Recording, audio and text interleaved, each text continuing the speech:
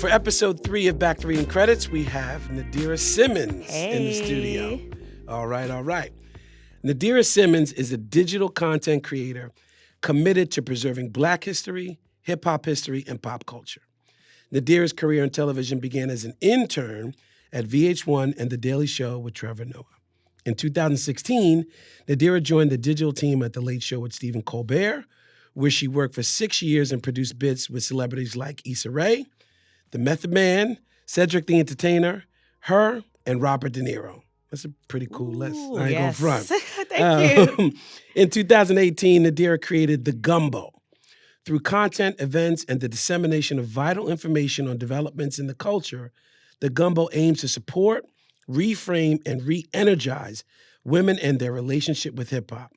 I know why we chose you as our guest. Thank you. Yay. We'll get to that in a second. In January 2024, Nadirah released her first book, First Things First, Hip-Hop Ladies Who Changed the Game. Available now is a celebration of achievements of women in hip-hop who broke down barriers and broke the mold. Yeah. Welcome, Nadirah. Thank you for having me. Good. That was a great intro. I love that. You know, this season, our first season, is particularly about women in hip-hop and the untold stories. And the motivation was Cindy Campbell, right? Mm-hmm. Who, August 11th, 73, people like to talk about Kool Herc and the party. Mm-hmm. I love Herc, and Herc is, all praise due. Absolutely. But I'm the child of Cindy, who was the entrepreneur, the organizer, the one who created this structure. Yes. But what is your entry point? Like, how do you see yourself as a descendant of all of these powerful folks? Yeah, I mean, Cindy, she's the first chapter in the book. So even thinking about her being kind of like the introduction to this thing that I'm going to talk about, think about growing up in Jersey. My parents always say, and my dad would always say, like, you used to ride around in the back of the car, you'd be like 2 or 3, and you knew like all the words to Imaginary Player, A Reasonable Doubt. He's like, you just knew it. He's like, that's what I knew you were going to be mad talkative. That's a complicated song. It was kind of crazy. Yeah. That's impressive. Yeah, no but, doubt. I think about stuff like that. I think about being with my mom and listening to Mary J. and Hip Hop Soul, and then her doing my hair on Sundays and watching Queen Latifah. I think about my dad. He owned a hip-hop clothing store. So he had all the different brands, and I would be in the store with him. There'd be a DJ. They'd do like custom Air Forces. So that was in South Jersey, yeah. Oh, yeah. What was the name of the store? It was called 609, which is our area code. Yeah. So he had that for a few years. And then my uncle, who owns a barbershop as well, I would like work in the barbershop, sweep, like help like do the register, and I would hear the rap debates. And there was a salon in the back. So I just learned so much from a very young age. But my family is so hip-hop. And because of our town in South Jersey, the proximity to Philly, my grandfather being from Philly, very big on Philadelphia soul. So I got really into like sampling and just knowing the connections and knowing who comes from where. So whenever I would learn about something, I always had to figure out, all right, how is this connected? Who is the foremother, forefather, foreperson? And it's just been like ingrained in me from the beginning. I mean, that gives me to our first question, because you do have what I was so excited when we first met was, this really academic archivist. Yeah. It started in journalism, is that correct? Yeah. Okay. Yeah. So talk to me about how you gravitated towards that discipline. I loved like writing and telling stories. And to the point of loving kind of history, I'm like a nerd. Like I love having context for things. And even in the world we live in now, where people are like, like the news and like what people are consuming and making sure they have the most accurate information. Like I've kind of always been like that. Like I've always wanted to make sure people have the facts and people understand the history and people know the implications of certain things. And I think in college, I'll never forget this, but there was something that kind of switched for me. I took a class on, I think it was broadcast journalism. And there was a point where we had to figure out how we would cover, not to, make it sad, but how to cover a school shooting. And I knew for me, it would be hard for me to not have an opinion. In journalism, oftentimes you give the facts and let the people get the stuff. But I knew with certain things, stuff like that, and with music and the things that I enjoyed, I wanted to be able to offer analysis. I wanted to be able to have opinions and have thoughts. So that's kind of when I knew, even me ending up at the Daily Show as an intern or ending up at the Late Show is being able to take news and kind of offer my perspective. And I knew that was the angle I wanted to go in, entertainment-wise. And also when it comes to music, I love laying out the facts, but I want you to understand why these people are important. I want to tell you why I think they're important. Right. I want you to get how they connect to me and people who look like me and people who have the same experience as me. So I did do journalism for a little bit. I definitely have those journalism skills. That's what my degree is in. Shout out to Rutgers University. But yeah, I just knew like this angle, and it's still journalism, but I knew it was a little shift, a little pivot. It's an interesting take. This idea that journalism was almost limiting because of the commandment to be objective, right? Yeah. Is that a fair way to say it? Yeah, and I think journalism is, don't get me wrong, it's super important, and the ways in which it functions in so many different spaces is important. Like, it's not for you to be subjective all of the time. Yeah. But I know me, the way I was raised, the perspectives that I have, it's just like, girl, are you going to be able to write about something and have no thoughts? Like, be honest with yourself. Yeah. Would you rather be in a space where you'll see something happen on the news and the host will get up there and say, this ain't right, y'all. Yeah. Like, I just knew like that for myself, and even the way my parents raised me, like, I want to go to work and enjoy it. I don't want to come home every night and be like, dang. What I wanted to say was, I wish I could have said this. Why they shoot that boy? Right. But I had to say, hey, it was at this time, and this is the person, and this is their name, and press conference tomorrow at 11. Stay tuned. Like, I just knew that just wasn't it for me. But it's necessary. Yeah. It wasn't for Nadirah. Yeah. That's a very prescient point, right? Mm-hmm. Of saying, like, I get it, and I'm not going to throw any rocks, but I don't want to do it. What's the next step on the journey of how you arrived at those spots? Oh, my gosh. At Rutgers, I did radio stations. I wrote there was a class. We started our own, like, digital paper, a bunch of, like, random internships. And a lot of the stuff that I did as well, and I tell this to kids when I go to schools, is like, just do the thing you want to do. It doesn't have to be the big, high-level internship, but, like, I wrote for this small hip-hop site that my friend started. And then when I went to show people, like, clips or, work that I did just writing, period, they're like, oh, you can write well. This would be perfect for, what we're doing here. Or even VH1, that was my first, like, major TV internship.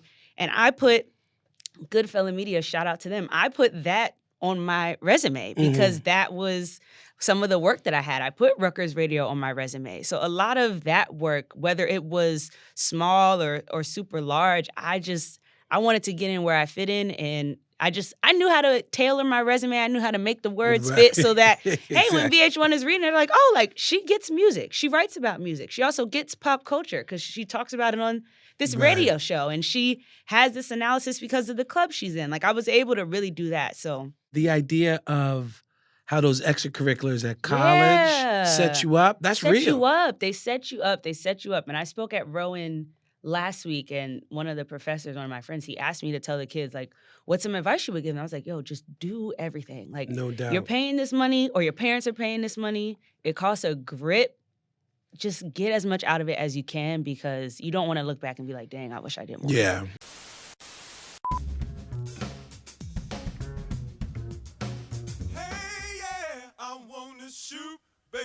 Women in hip-hop in general, I always feel, were underrated. The talent was pushed to the side if she was not willing to get naked. My favorite women artist, definitely Salt and Peppa. Salt and Peppa was the first girl group I ever remember falling in love for, period. When they first came out, I really saw myself and my friends in them. They were so empowered. They were so bold, strong. Their whole aesthetic. When they first came on the scene, they were baggied out. And when we started to see them towards the end of the scene, we saw a lot of more skin. I didn't think it was fair to put the women in that predicament, especially when the majority of the time that's not what their music was about. I worked with a lot of my girlfriends, and we wanted to be like them. We wanted to be able to tell our stories and have people really listen and have it resonate. Salt and Peppa, Roxanne Shante, Moni Love. I mean, I'm a Brooklyn boy, so you definitely got to say MC Lyte. I do like Lauryn Hill. I think she's just herself, free-spirited. The Queen Latifah. One artist that definitely resonated with me to this day, whether she was singing, rapping, or acting, was Queen Latifah. When Queen Latifah, the collab, Unity. If men don't stand together, it don't matter. Women always stood together. I saw myself a lot in her, and her music had a message. The lyrics, like, who you calling a bitch? Like, no, you're gonna respect me because you know we are the incubators of the seeds. So you get to the Late Show. Yeah. How do you get? So we go intern VH1 From VH1 to the Daily Show. Let's follow the chronologically. Honestly, I love the Daily Show. I love Jon Stewart. I loved watching him. I was excited about this new host. I think that would have been Trevor's. It was his first full year, I think, when I was there, but the second semester of interns, if I'm not mistaken. But I just knew I wanted to intern. So I just applied and I just got it. It was such a great experience. And I learned so much from them just about being a better writer, being a better researcher, being a good communicator, creating an overall product, so much of that. And even the Gumbo, a lot of that. Even though it might seem like two totally different things, a lot of my work there informed the creation of the Gumbo. Yeah, well, that's a great segue. So the creation of the Gumbo. Yeah. Let's what is it? Give me the short and dirty so people understand who have not been there. So it's a hip-hop social club and media platform for and by Black women. I started it in 2018. I saved up a year of my Late Show checks. I was like, we're going to make this happen. I want to create this thing. And to the point of what I talked about with journalism, I had many things that made me feel like this is not the thing I want to pursue. But one of the main things is after college, seeing a lot of friends and a lot of amazing writers, especially ones who look like me, not get opportunities, not get paid for writing opportunities, or not have their voices prioritized in different spaces. And I think for me, I just knew I wanted to create a place where I could pay Black women, especially because we're a part of the creation of this culture as Black and brown women who have created this thing. We talk about Cindy Campbell. It's preposterous for me to think that I could have friends or homegirls or even see people tweeting about yo, I have this idea and I keep pitching, or they offered this much for this, or they said, hey, you can do it, but we're not going to pay you. And there was just so much of that and we're seeing what we see now with all of these outlets just get canned. And I was like, yo, how can I create something that puts some money in some people's pockets, also prioritizes their voices, and also is not telling the same story? Because one of my biggest things that I also got tired of with writing is if Megan Thee Stallion drops, do I have to write an article? I saw her tweet it. I saw her Instagram it. Does everything have to be, hey, and that's what it was at the time. This was 2016, where there was a lot of, you have the critique, you had the pitchforks, you had the Rolling Stones, you had that. But a lot of it was just quick bite, look what so-and-so posted on Instagram. I'm yo, I don't want to see that. I want to get what I'm getting from these other outlets, this deeper analysis. I want someone to write about Megan Thee Stallion, how her body helped influence her body image. And we have a post like that on the site. I want to read about Mia X and her impact. We capitalize and monopolize on everything we see. Keep pistols drawn and cocked. We got the industry locked. We can't be stopped. Too hot. Check the spots that we got. I want to hear about that. I want to read about, I think her name is Storm, a woman who dressed in outfits that were considered masculine, and how her outfitting and her style connects directly to a lot of the tomboy outfits that we see. I was I want to read about that. Yeah. Men's jackets were loose, but the pants were skin tight. And if I ever took my jacket off on stage, the dirt was out. But the strange thing is, I never moved any different than I had when I was wearing women's clothes. The only thing changed, they only saw what they wanted to see. And they believed what they wanted to believe. Some say sir, and some say ma'am, and that's the way it is. I never change expression. It makes no difference to me. There are stories like that within hip-hop. I want to uncover those stories, and I want us to be the ones uncovering them. I don't want to pay girls to feel like they have to give me a breakdown on what so-and-so was wearing in their Instagram post. I want them to be able to say, hey, I have a thought about how this woman makes me feel, what this woman means to us here in the South, about this woman y'all don't talk about, but she is a legend. I want y'all to write about that. And that really, it just all came together in that way. And people always ask me how I came up with the name the Gumbo, because I'm not from the South. I literally was raised in Jersey. But it came to me one night, literally I was sleeping, because I was like, what is something that just describes a bunch of different things that come together to make something good? And I was like, that's what hip-hop is to me. It's the music, it's the dancing, it's it's all of these different elements. And I was like, oh, that's like Gumbo. And that's how it Oh, I like that. How has this been received by your readers, the industry as best as you can tell, your writers? Yeah, the readers, they love it. And the one thing I will say, I remember in the beginning, there were a few naysayers, of course. They're like, how are you going to make this thing? You got to include all women, or you got to include all people. And I was like, yo, like, it's going to be a niche thing, but trust me, like, there are people that want this. They want to just hear about this. Like, trust me.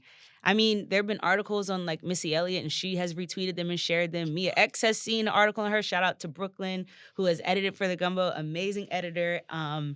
And Mia X has reshared that. So there are instances like that where the women will see it. And for me, like, that's there are two rewarding things. One is paying the women before their article goes live. I'm very big on that. I don't believe on paying people after. Oh, is that the practice? As soon as I'm done editing it and it's approved, I pay them and then we post it. This seems odd to do it any other way. Sometimes you post it and then sometimes you gotta chase your and then you gotta chase. Yeah. I had so many friends who were like, yeah, like I did this piece, it went up and it's supposed to be a net 30. Now it's a net 120. Like, I'm still waiting for my money. And I'm like, as long as I approve it and I'm like, this is good, why would you not get paid? You did the work. So it should go live. So that's one thing that makes me very proud, is to be able to not only pay people, but to pay them in a timely manner. And the women themselves seeing it, especially when they feel like, oh, dang, I didn't think anyone was going to write about this. Like, I remember Mia X posted a screenshot of that article and was just so, like, excited. Missy is very engaged on Twitter, but even for her to, like, see an article, I was like, wow, like, this is dope. Like, what was the Mia X article? The Mia X article was by Brooklyn White Greer, and it was about her, I think,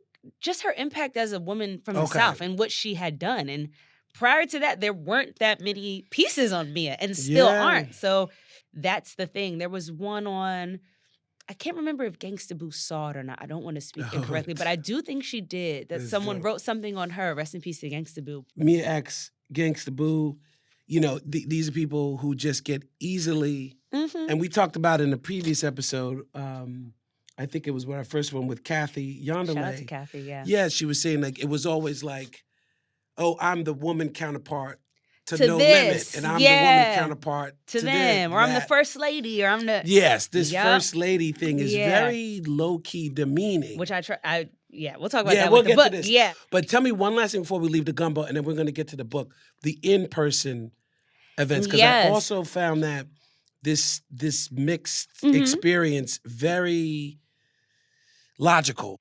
We do this event that's kind of been our staple called Sample Sunday. To the point of what I talked about with, like, Philadelphia Soul and growing up in South Jersey, I love samples. Like, my favorite hip-hop songs have samples. I think that it is amazing. I think it's a form of Afrofuturism to take something old and turn... Yeah, I wrote an article about that for the Gumbo, too, if y'all want to read it. But to take something older and turn it into this whole new thing and just, like, sonically reinvent it. And I was like, yo... We would post them on the Instagram, like, kind of like, oh, a side-by-side. But I also felt like I could do this all day on the internet. I want people to actually come in person and, like, experience this. So we did it at Ode to Babel. Shout out to them. Quinby, our DJ, amazing, and lead creative director, love her. She would just come and just play samples and then play the songs that sampled them. And that would just be it. And people would leave after and, like, tag us, like, yo, I never heard of Teddy Pendergrass, or, like, I never listened to The Spinners, or I never listened to, like, just so many different people. Like, I grew up, like, these are my people. Like, my grandpa would switch from Hove in the car to Teddy or whoever. Like, that was really, and he knew the words to both songs. So, like, that's, like, just a part of me. But I wanted people to really experience, I think sometimes, especially on the internet, music can be experienced, like, it's so fast. Like, you're just like, oh, new album came out. What's my thought? What comparisons can I make? And then what's the next thing? Like, everything moves so fast. And I'm like, there's so much. I don't even think I can comprehend how much music quite literally exists in the world. Right. There's so much to learn from and to listen to. And I just wanted people to come to that place and enjoy that. And I also wanted people to have a party, because I like to party. Like, I like to have fun. I like to dance. Like, yo, if you come to Sample Sunday, we always say in the beginning, we give you the hour, we give you the nice ease in. Once it hits 7 o'clock, everybody get up. Like, I would get on the mic and be like, yo, get up. Like, I will walk around. We are not doing that. And I wanted to create that, too. When I think about Cindy and what she said about her party, when I think about the hip-hop parties that I've researched and just, like, watch clips of, like, I want people to be in there. We would get on the mic. Like, I want you to feel like you are in a function and just having a time. I don't want you to feel like you are observing a party. I want you to be a part of it. You're reminding me of, it's funny, I'm like a hip hop guy. My wife seems to be very much like you, where I would listen to the sample in the hip hop record, and then like the Harold Melvin and the Blue Nuts come Love on, I'm being them. like, and she'd be like, boy, no, this was first.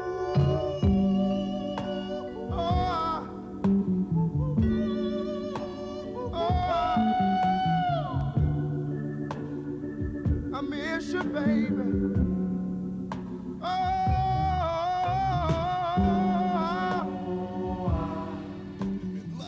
It wouldn't have been us. This can't be life. This can't be life.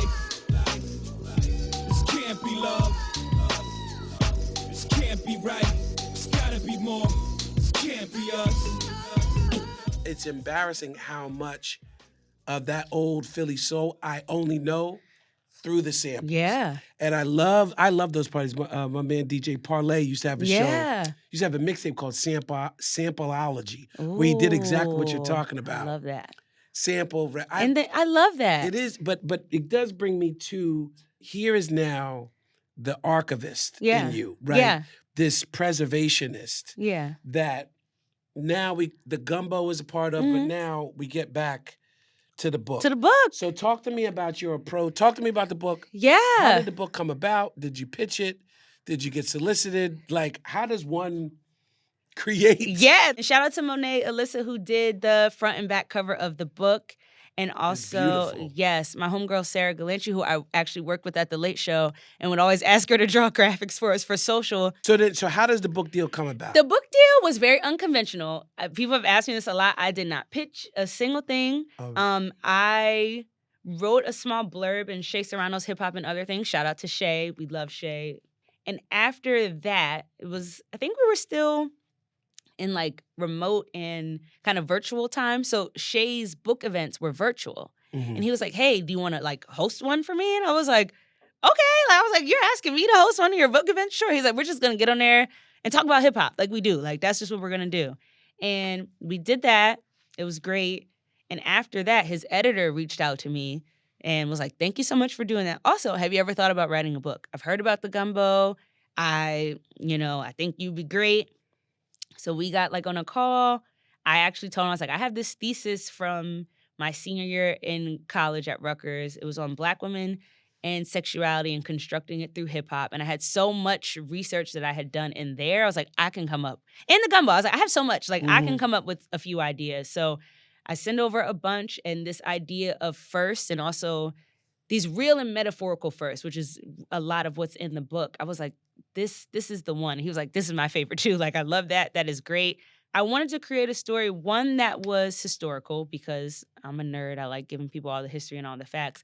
But also the way I talk about hip hop, like, I get really excited. Like, it's fun. Like, I have so many funny memories, and there's so many jokes. So even when you're reading the book, hopefully it sounds like I'm talking to you. Because a lot of people are like, yo, like, I have never met you, but I feel like I'm sitting across from you and talking to you. And that's just really what I wanted to convey. So there are chapters that have these real tangible firsts. Queen Latifah being the first rapper to get a star on the Hollywood Walk of Fame. But then there are metaphorical chapters, like Missy Elliott being the first woman in rap to go to space. Now, we know she didn't go to space, but what that actually means for her and her music and the legacy that she has. There's a chapter on April Walker, first woman to dominate in hip-hop fashion. And you have the chapter on Lil' Kim, who's one of my faves. I call her the first blueprint for the modern woman in rap. Like, there's so much in there, but it really takes us through kind of these first, but also talking about first in a way that's not like, this is a matter of, and I say this in the book, it's not about rank, and it's not about the matter of importance, and that's even why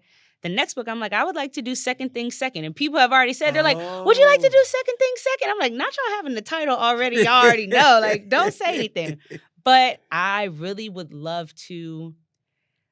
for people to just read the book and understand where things come from. So when you're thinking about it first, it's not, oh, this was the best, and this is where the buck stops here. That's it. They did it. It's done. Just to have a frame of reference for, oh, this is why this is the way this is. Yes. And this is how the second and the third and the fourth and the fifth, oh, this is why this is the way it is. And this is why the 10th is so important. And this is why, like, I wanted people to make those connections and just be able to draw lines to history and hip hop. Yeah, it's interesting because I think the danger is when I first started reading, when it was first explained, is it this like, oh, first and then, yay, us? No, yeah. This is the danger that people are going to read it and say that's it, but it's totally... No, yeah. Well, actually, you're kind of smart. You almost write it like a movie. It demands a sequel. Yeah. Right? Because it's like, you know, what was the one I was looking at? The Nicki Minaj chapter. Yeah. The first woman rapper to completely demolish two goated men on a track. I know. When I wrote that, I was like, this is a funny chapter title, yo. But yeah. I see it with the Gumbo is a very somewhat random, yet very powerful thing that needs to be said and documented. Yeah. Because I remember when they started playing that, was it Monster? Monster. That I remember it on the radio, she went last. And for months, people thought it was a Nicki song. So, that was before her debut album. Crazy. Right. And that's something to be said that I guess to nerd out with you, and you see the dominance of women now, right? Up and down the charts with Sexy Red and all this other stuff. It started with that verse. Not started, but yeah. You know. Okay, first things first, I'll eat your brains. Then I'ma start rocking gold teeth and fangs. Cause that's what a motherfucking monster do. Hairdresser from Milan, that's the monster do. Monster Giuseppe Hill, that's the monster show. Young Money is the roster and a monster crow. I chose to focus on Nicki in that verse. Nicki has so many firsts. Nicki is a legend. But it's something about Monster with Jay-Z and Kanye West and Rick Ross and Bon Iver, of course. Right, Rick Ross too, got bodied. It's something about being on there with these two titans. Two people are considered the greatest of all time, period. And for people, like you said, I remember listening to that song and sometimes like on the radio, just hearing Nicki. Like quite literally just hearing Nicki. I remember riding around with my dad, uncle, like with people being like, yo, this is hard. Like what that did, it just changed so, and it's so important, and a lot of those, all the first in the book are so important when it comes to their legacy. Like I talk about Angie Martinez, the first Latina hip-hop voice in the Radio Hall of Fame. She has a lot of firsts, she's done a lot, but one of her interviews that she did, she said, I walked around, I forget what school she was speaking at, but she said, I looked at all the people who were inducted on the wall. She's like, it wasn't a big deal to me up until that point. And she was like, I really understand, okay, wow, this is why this matters. This is why this induction matters. And in that chapter, I talk about the Hall of Fame induction, but I pick out my favorite interviews of hers. I talk about her talking to Foxy Brown after she, went deaf and got the surgery and regained her hearing. I talk about the importance of Angie being the person for that moment. I talk about the Mary J. Blige Burger King controversy and all of that, and how, people were so up in arms about it, but the safe space that Angie gave, that I feel like Mary always deserves for how much she's given us in her music, Angie was the perfect person to have her come up there and open up like that and feel comfortable enough to say, yo, like, this really hurt my feelings, and the way people talked about me really hurt. Like, there's so many things like that, and that's what I wanted the book to be. It's interesting, like, when you're talking about Nicki, like, the firsts. Yeah. It's almost, there's almost contradictory firsts in the book. Because Nicki bodying them, you could say that Lauren did that on the Fugees. So this is not quite new. Like, this idea of a woman coming in and blowing the frame off is not new. No. But it is, though. But yes. You're right. And that's what I said in that chapter. I'm like, yo, this is my personal thought. I was like, if you think there are two other goats that were demolished by a woman, I support you. But I'm letting you know, to me, I have never seen two men at this level. That's true. But I said that in there, and that was the one thing I wanted people to understand. And even I had a lot of anxiety about, and again, shout out to my editor. He was like, you got to write the book you want to write. You can't focus on writing the book so everybody is like, I love this and this is great. Like, you got to write the book and let it just be what it is. Because for a minute, like those first 3 months, I was trying to fit in, every achievement that every woman had ever made. Even with the first, I was like, I got to tell their entire story. And I'm like, those books exist. Once I got past that, of course, I was like, some people are going to be like, well, why didn't she mention this person's first award? And why does she think this person is, like, it's a fun book.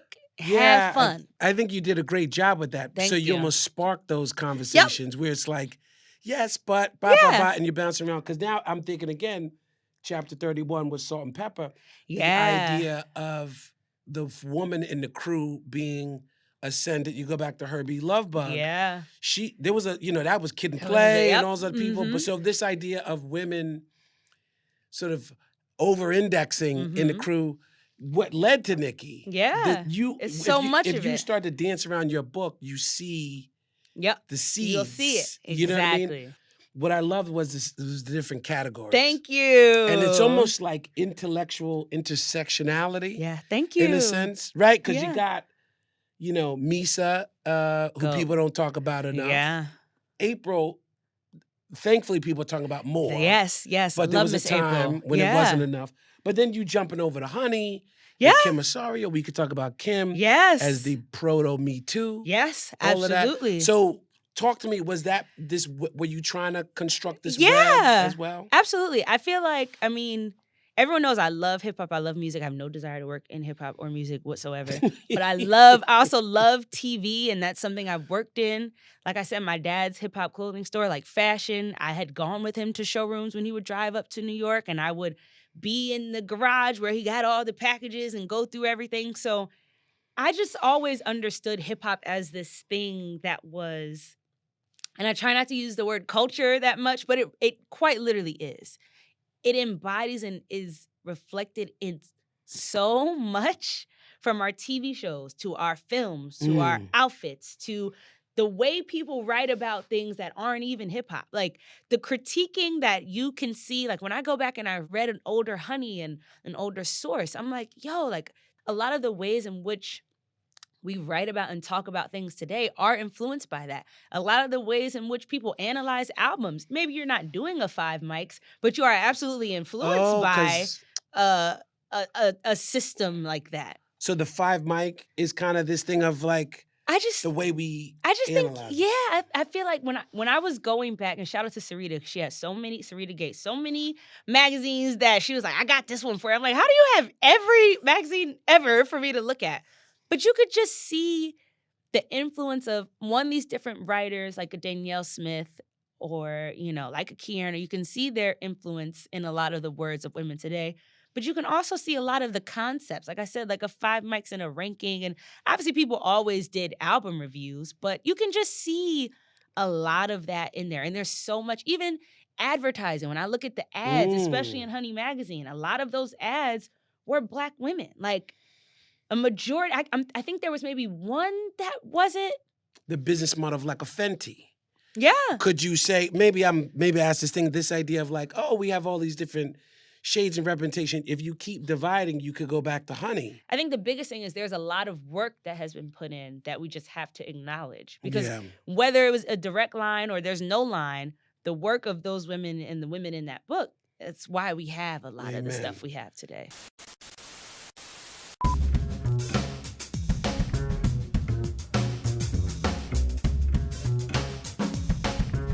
In my hip hop museum, I would include all of the early old heads for people like me. Fashion, sneakers, Adidas specifically, jumpsuits, Kangos.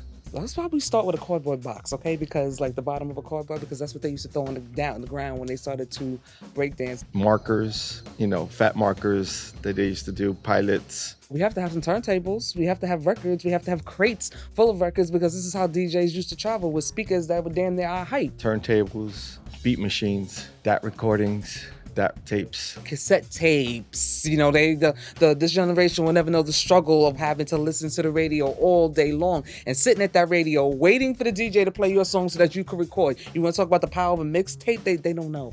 Exhibit full of different beatboxes. If you walked with a boombox and got a tape, you was that person. Like all the girls used to be like, cause he got the radio.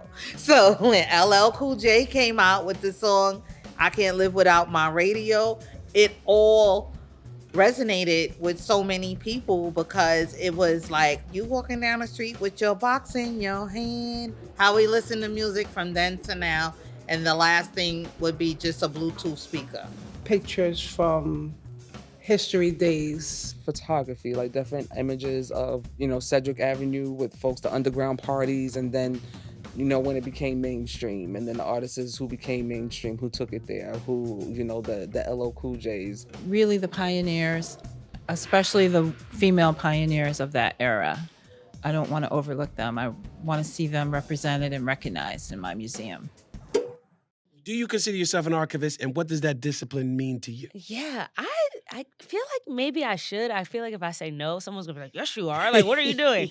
Well, you say whatever you want. Yeah, here, you I know. would say, as a Black American, there's so much about myself I don't know because we can't find it. Amen. I can't find a great grandfather in the way that maybe some other people can, because no one thought it was valid enough to document them.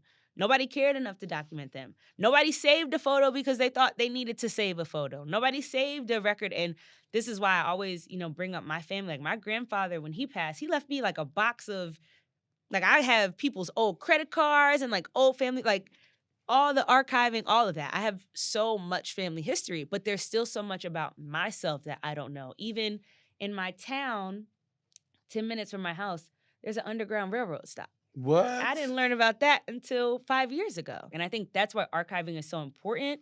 One, so you can know your history, but also so you can have physical, tangible things. Whether that means, hey, I can go on the Gumbo's website and type in a woman's name and now I can learn about them. Or I can just scroll for days and just learn about new women and see pictures I've never seen or hear stories I've never heard. Or, we did a podcast with different DJs. That exists on SoundCloud. You can hear about these different, women DJs and their stories. I wanted that to be kind of like this little digital ecosystem where you can just go, even with nothing specific in mind, no intention. You just want to vibe and type in thegumbo.net and you can learn. And to that point of not knowing our history and just there's so much about myself I don't know, there's so much more I would know if, one, someone thought it was important to document it, or if someone just saved it, period. And I'm just so big on just saving things. And if you don't want to have the physical, just scan it. Like, just save it. So that way, when we do HipHop 75 or HipHop 51, I'm very pro doing HipHop 51, 52, Amen. 53, Amen. do it. But when we do HipHop 100, there's no question about a Cindy Campbell. Yeah. There's no question about an April Walker. There's no question about a Lauryn Hill. Like, that's important to me because that's how you get, when you don't do that, that's how you get to a place where people can now assign the creativity and the responsibility to people who aren't us and who aren't of. Just, I don't know if there's not a question here, but a thought that I want to hear what you think. It almost felt very hurtful. Absolutely. To us, right? It's a form of the brutality that Black people, brown people, people of color, women, queer people have just felt in this country. I know it almost like emotional. Not taking care of those magazines.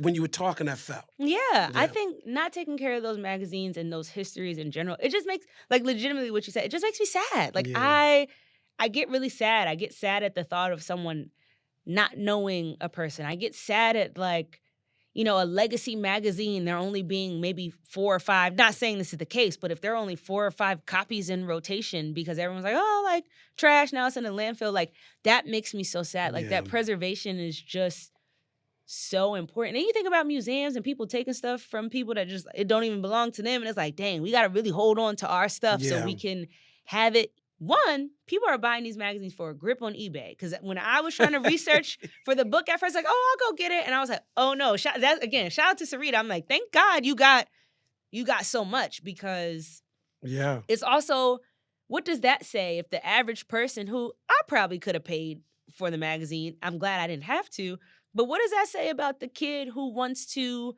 start a clothing line and wants to read an old magazine to look at old Rocawear or whatever ads? And the magazine's $7,500. Yeah. That makes it seem like it's inaccessible for him. And that might make him feel like, let me try something Forget else. it, right. I might as well go work I'm gonna go do something else. Right. And the magazine is just one example of that. And I just don't want, stuff just shouldn't be out of reach. Like, it shouldn't be inaccessible. That's true. The appreciating asset. Then we get locked out because of financial sort of aspects. So you sort of answered this, but for somebody who may be listening or watching and saying, like, you know what, you're right. I want to preserve better. Okay, yeah, shout out to you. You're right. Is it just simply that, like, box it up? What could we be thinking about? Well, you definitely, and this is something Serena and I have talked about. She runs the Gates Preserve, so check it out on Instagram. She's amazing.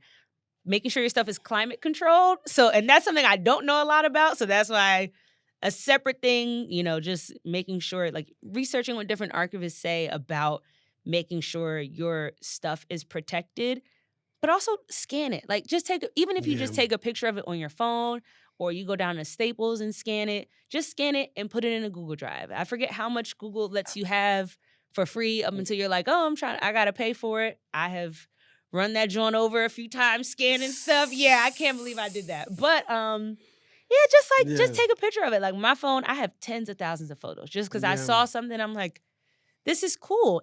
My OG Ralph McDaniels having a basement full of tapes from Video Music Box. Yeah. And thank God he captured the scenes, but I worried. I used to talk to him like, I'm so worried about a flood. Yeah. And how much of our culture we may lose. Yeah. So there's almost like, man, we got to get you some climate control, digitize And I this. think that's the other thing too, and this is separate from him, is like sometimes people have this stuff, but that costs money and time. Like who's going to take these 500, 600, however many tapes you have? Who has the time to scan it? I can't remember the woman's name. I know she's from Philly. It's called The Recorder. It's a documentary on her. But she recorded, it was like decades of news footage. She had footage that even the networks themselves didn't have anymore.